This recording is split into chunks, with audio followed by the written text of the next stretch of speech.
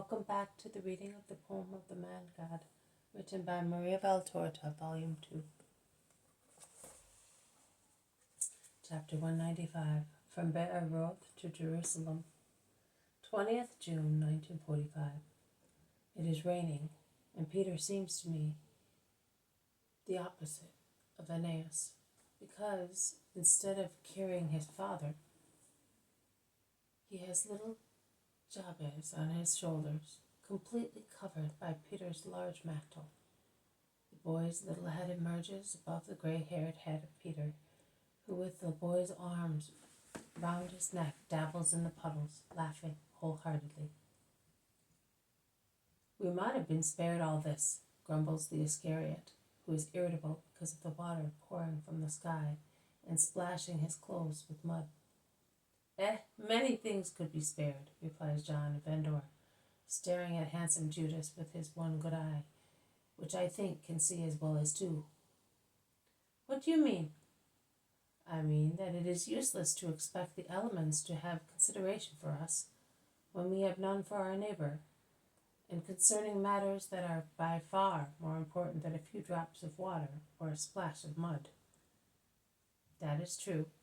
But I like to be tidy and clean when I go to town. I have many friends there, and high up."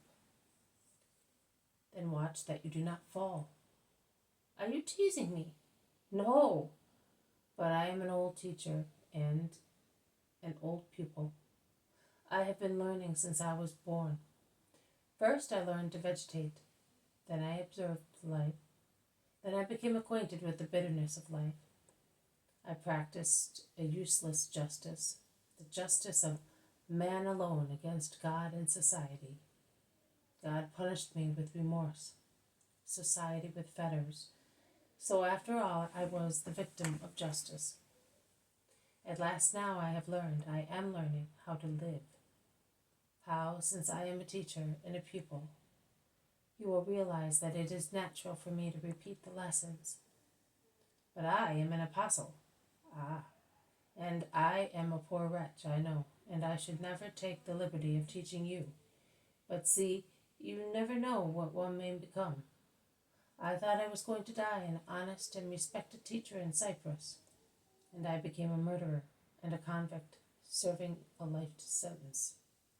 But when I raised a knife to take vengeance, and when I was dragging the fetters, hating the universe, if anyone told me that I was to become a disciple of the Holy One, I would have doubted whether his mind was sound.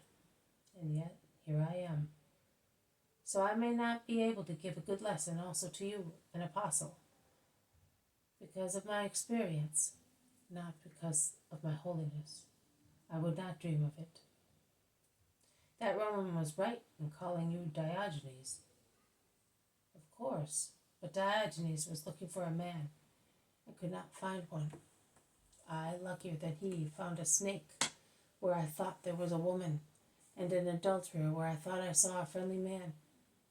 But after wandering about for many years, as I became insane through much such experience, I have found the man, the Holy One. I know no other wisdom but Israel's. If that is so, you already have the means for salvation. But now you have also the science, nay, the wisdom of God. It is the same thing. Oh no, it is like a foggy day compared to a sunny day. Well, are you anxious to teach me? I don't feel like it. Let me speak. Once I used to speak to children. They were absent-minded. Then I spoke to shadows. They cursed me. Then to chicken. They were better, far better than the first two groups. Now I speak to myself, as I am not yet able to speak to God. Why do you want to stop me? I have but one eye. The mind's ruined my life. I have suffered from heart trouble for years. At least let my mind be fruitful. Jesus is God. I know, and I believe it, more than you do, because I have revived through his work. You have not. No matter how good he is still God, and I, a poor wretch, dare not treat him with familiarity as you do. My soul speaks to him. My lips dare not. My soul does, and I think that he perceives it weeping out of gratitude and repentant love. That is true, John. I do perceive your soul. Jesus comes into the conversation of the two. Judas blushes with shame, the man of Endor with joy. I perceive your soul, that is true, and I perceive also the work of your mind. What you said is correct. When you have been formed in me, your experience as a teacher and a diligent pupil will be of great help to you. Speak, do speak, also to yourself. Once, Master, not long ago, you told me that it is wrong to speak to one's ego, remarked Judas insolently. That is true, I did, but that was because you were grumbling with your ego. This man is not grumbling, he is meditating, and for a good purpose. He is not doing anything wrong. In brief, I am wrong. Judas is aggressive. No, your heart is impatient. But the weather cannot be always good. Farmers want rain. It is charity to pray that it may rain. And also this is charity.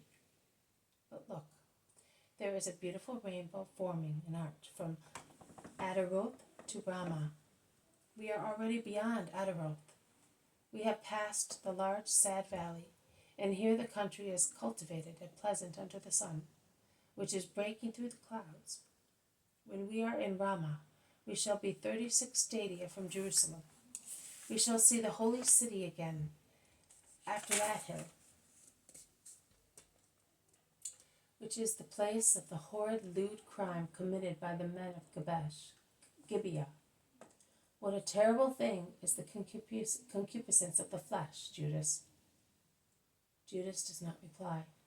Instead, he delays splashing angrily in the puddles. What's the matter with him today? Asks Bartholomew. Be quiet, lest Simon of Jonah should hear you.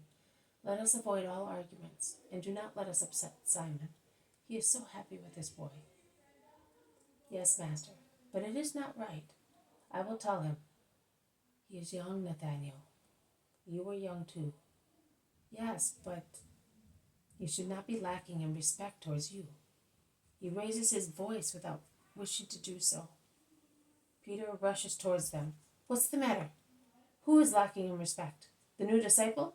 And he looks at John of Endor, who has discreetly withdrawn when he understood that Jesus was correcting the apostle, and is now speaking to James of Alphaeus and Simon Zealot. Not in the least. He is as respectful as a young girl. Oh, good, otherwise his only eye was in danger.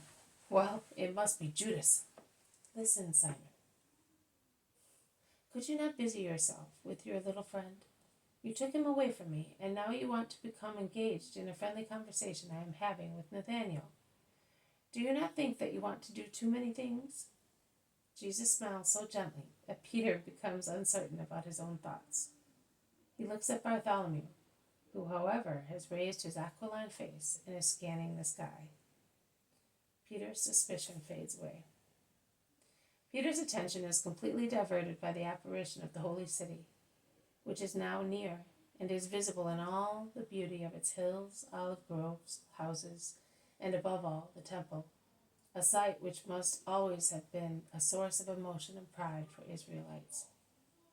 The warm April sun of Judea has soon dried up the slab stones of the consular road. Puddles of water have disappeared completely. The apostles are tidying themselves on the side of the road.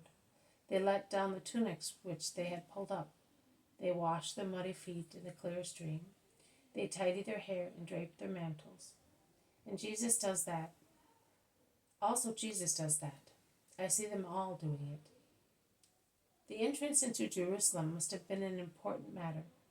To present oneself at the walls on these feast days was like presenting oneself to a sovereign. The holy city was the real queen of Israelites. I realize that this year because I can notice the crowds and their behavior on the consular road. The processions of the various families form here, the women in one group, the men in another, the children in either, but all very serious and serene at the same time. Some fold up their old mantles and pull out a new one from their traveling bags, or change sandals. Their gait then becomes solemn. It is already hieratic. In each group there is a soloist who gives the tone, and the hymns, the glorious old hymns of David, are intoned, and people look at one another more lovingly, as if they had been pacified by the sight of the house of the Lord. And they look at the holy house, a huge cube of marble surmounted by golden domes, placed like a pearl in the center of the imposing enclosure of the temple. The apostolic procession is formed as follows: Jesus and Peter in front, with the boy between them. Behind them Simon, the Iscariot, and John, then Andrew, who has forced John of Endor to stay between him and James of Zebedee. In the fourth row, the two cousins of the Lord, and Matthew. Last, Thomas, Philip, and Bartholomew. It is Jesus who intones in his beautiful, powerful voice of a light baritone, a mellow voice with refined tenor vibrations. And Judas Iscariot, a pure tenor, answers together with John, with his limpid voice typical of young people, the two baritone voices of Jesus' cousins, and the almost bass voice of Thomas, whose baritone voice is so deep that it can hardly be classified as such. The others, who are not gifted with such beautiful voices, follow the chorus of the virtuosi singing in low voices. The psalms are the known ones, called gradual psalms. Little Jabez, the voice of an angel among the strong voices of men, sings very well, probably because he knows Psalm 121 better than the others. How I rejoiced when they said to me, "We shall go to the house of the Lord." His little face, which only a few days ago was so sad, is now bright with joy. The walls are now close at hand. Here is the gate of the fish, and the overcrowded streets. They go straight to the temple to say the first prayer, and then peace in the peace of Gethsemane, then supper and rest. The journey towards Jerusalem is over. This has been a reading from the poem of the Man God, written by Maria Valtorta, Volume 2, Chapter 195, From Beeroth to Jerusalem. Thank you for listening. I will see you tomorrow. May God bless you, and may peace be with you.